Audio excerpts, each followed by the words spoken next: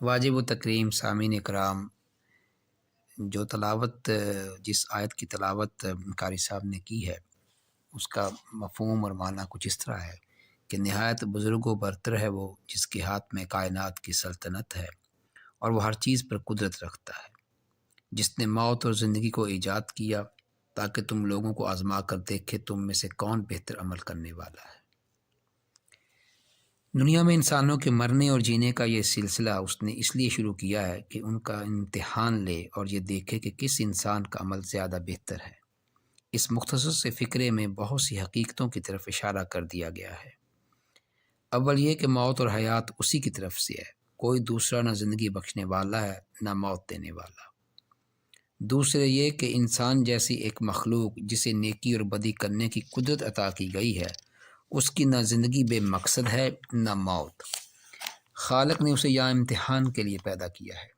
زندگی اس کے لیے امتحان کی مہلت ہے اور موت کے معنی یہ ہے کہ اس کے امتحان کا وقت ختم ہو گیا۔ تیسرا یہ کہ اس امتحان کی غرض سے خالق نے ہر ایک کو عمل کا موقع دیا ہے تاکہ وہ دنیا میں کام کر کے اپنی اچھائی یا برائی کا اظہار کر سکے اور عملاً یہ دکھا دے کہ وہ کیسا انسان ہے۔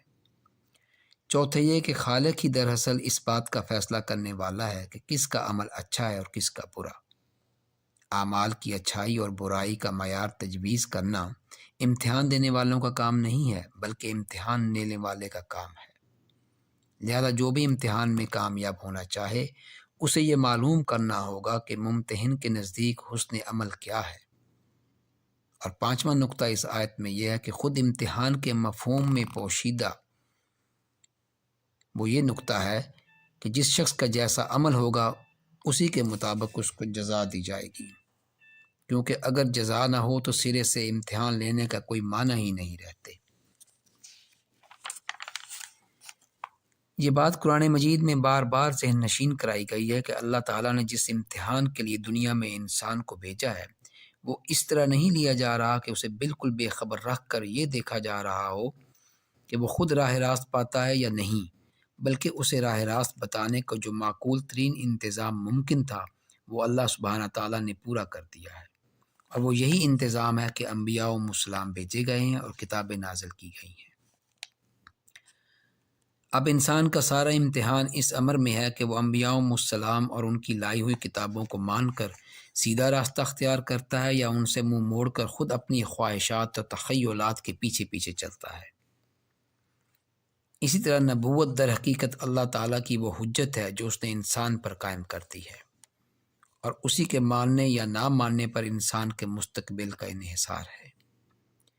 انبیاء کے آنے کے بعد کوئی شخص یہ عذر پیش نہیں کر سکتا کہ ہم حقیقت سے آگاہ نہ تھے، ہمیں اندھیرے میں رکھ کر ہم کو اتنے بڑے امتحان میں ڈال دیا گیا اور اب ہمیں بے قصور سزا دی جا رہی ہے۔